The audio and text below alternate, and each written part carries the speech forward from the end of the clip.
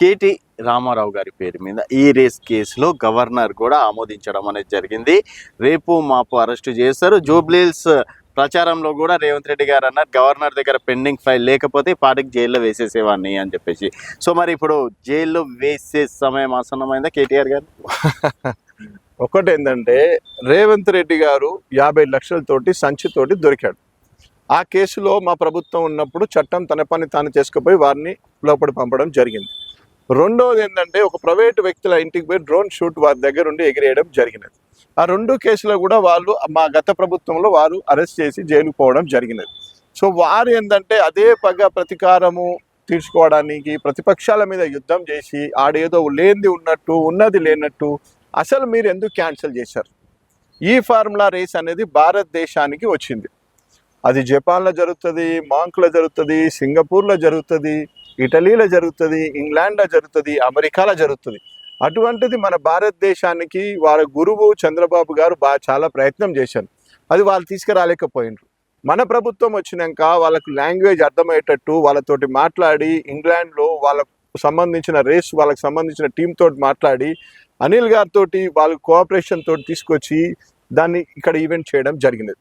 భారతదేశంలో అత్యున్నత ఈవెంట్ అని దాన్ని ఇప్పుడున్న మహేష్ బాబు గారు కానీ, ప్రభాస్ సినిమా యాక్టర్ గారు కానీ, ఇప్పుడున్న భారత మంత్రి గారు కిషన్ రెడ్డి గారు కానీ, ఇప్పుడున్న ఏవియేషన్ మినిస్టర్ రామ్మోహన్ నాయుడు అక్కడ ప్రేక్షకులు, చాలా మంది సచిన్ టెండూల్కర్ అక్కడ ప్రేక్షకుడు, 35,000 మంది డైరెక్ట్ లైవ్ చూసిండ్రు, 50 కోట్ల మంది ఇండైరెక్ట్ టీవీలలో చూసిండ్రు.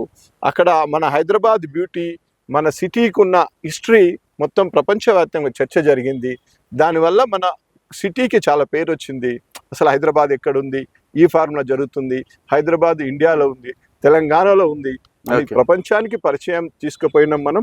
అది కంటిన్యూ ఒక 5 సంవత్సరాలు కనుక చేసుంటే మనం గ్లోబల్ సిటీలో మన పేరు బాగా వచ్చేది. ఇప్పుడు దావోస్ అని నడుస్తుంది స్విట్జర్లాండ్లో.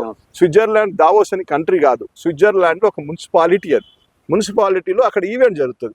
దావోస్ దావోస్ దావోస్ అంటారు. దావోస్ అని ఎక్కడ ఉందో సర్చ్ చేయి, స్విట్జర్లాండ్ లో ఉంటుంది. స్విట్జర్లాండ్ ఒక మున్సిపాలిటీ. అది ఈవెంట్ జరుగుతుంది కాబట్టి దానికి అంత పేరు వచ్చింది. మనం ఇక్కడ కంటిన్యూ ఉంటుంటే మన డెక్కన్ పీఠభూమి, మన వాతావరణం బాగుంటుంది, హైదరాబాద్ నెంబర్ 1 ఉంటుంది.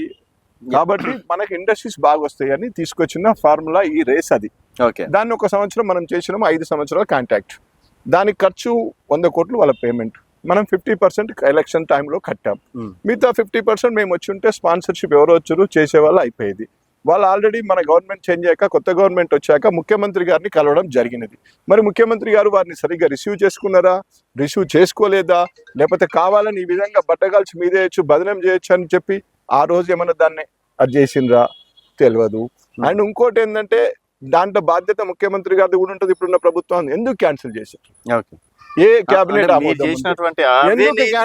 మీరు చేసినటువంటి అవినీతిలు బయట పెడదాం, మీరు చేసినటువంటి పనులను ప్రజల వద్దరికి తీసుకెళ్దాము, అందుకని బయట పెట్టాం. దాంట్లో మొత్తం తప్పుల తడక రాష్ట్ర ఖజానా పోయేది తప్పే వచ్చేది ఏం లేదని చాలా మంది చెప్పినటువంటి మాట. అందాల పోటీకి మీరు పెట్టారు. మీరు 1 year సెలబ్రేషన్స్ కి 25 కోట్లు ఖర్చు పెట్టారు. మేము ప్రపంచానికి నగరాన్ని పరిచయం చేసే ఈవెంట్ 5 ఏళ్ళు అగ్రిమెంట్. అది ఓల్డ్ అగ్రిమెంట్ మీద చేసిందే. ఒకటి, మీరు గవర్నర్ గారికి ఏం చేశారు, ఒక ఎక్స్ మంత్రి మీద, ఒక ఐఏఎస్ ఆఫీసర్ మీద అభియోగం చేసినప్పుడు గవర్నర్ గారి పర్మిషన్ అది తీసుకోవడం రొటీన్. తీసుకున్నారు. మీరు ఛార్జ్ షీట్ వేసుకోరు, మీరు ప్రభుత్వం ఏం చేస్తారో చేయండి. రేపు ఎట్లాగో న్యాయస్థానాలు ఉంటాయి, కోర్టులు ఉంటాయి, చట్టం ఉంటుంది, న్యాయం ఉంటుంది. మేము చట్ట ప్రకారం తన పని తాను చేసుకుంటూ పోతాం. మేము చట్టపరంగానే ఎదుర్కొంటాం, చట్టం పరంగానే బయటకు వస్తాం. ఈ ప్రతీకార చర్యలు, ఈ ప్రతీకార ఇచ్చ కేసులు ఎక్కువ కాలం నిలవై. అయితే ఇంకోటి ప్రధానంగా ఏంటంటే, బీఆర్ఎస్లో గ్రూప్ రాజకీయాలు ఎక్కువైనాయి, టీం రాజకీయాలు ఎక్కువ కావడం వల్ల ఈరోజు బీఆర్ఎస్ పార్టీకి ఇలాంటి పరిస్థితి ఏర్పడ్డదని ప్రధానంగా అధికార పార్టీ కావచ్చు, అటు బీజేపీ కావచ్చు విమర్శిస్తున్నటువంటి మాట ఎంతవరకు నిజమా? బీఆర్ఎస్ పార్టీకి మీరు ఏదైనా వర్గం అనుకోవచ్చు. బీఆర్ఎస్ పార్టీకి ఒక ప్రత్యేకత పాత్ర ఉంటుంది. బీఆర్ఎస్ పార్టీకి కొన్ని, మా జగదీష్ రెడ్డి గారు చెప్పినట్టు, కొన్ని స్లాటర్ హౌజెస్, కొన్ని అప్పటి నుంచి ఉన్న ఆధిపత్య పోర్లు, వాళ్ళకి తెలంగాణ రావడం ఇష్టం లేని వాళ్ళు పని కట్టుకొని అదే పనిగా కంటిన్యూ వాళ్ళ జీవిత శేషమయ్యే వరకు అదే విధంగా వాళ్ళు చేస్తారు. బీఆర్ఎస్ పార్టీ పని అయిపోయిందని వాళ్ళే చెప్తారు. బీఆర్ఎస్ పార్టీలో వర్గాలు ఉన్నాయని వాళ్ళే పని అయిపోయినాక వర్గాలు ఎక్కడ ఉంటాయి? అదేంటి అంతా స్లాటర్ హౌసెస్ వాళ్ళు ఏం చేస్తారంటే కావాలని దీన్ని ఏదో బట్టగాల్చి మీదేసి ఇటుపక్క చేయాలా అటుపక్క చేయాలనుకుంటున్నారు. కానీ ప్రజలు చాలా తెలివికైనోళ్ళు. మీలాంటి మీడియా వాళ్ళు బయట ప్రజల దృష్టి తీసుకుపోతారు.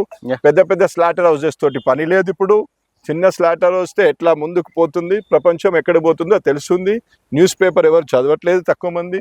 ఆల్రెడీ పేపర్ న్యూస్ ఆల్రెడీ అడ్వాన్స్డ్గా వచ్చేస్తుంది గ్రూపులలో, వాట్సాప్లలో, అక్కడిక్కడ. ఆ స్లాటర్ హౌస్లకి ఏం లేక ఈ టర్మ్ ఉంటామేమో, ఇంకో టర్మ్లో ఉండవేమో అన్న ఉద్దేశంతో రకరకాలుగా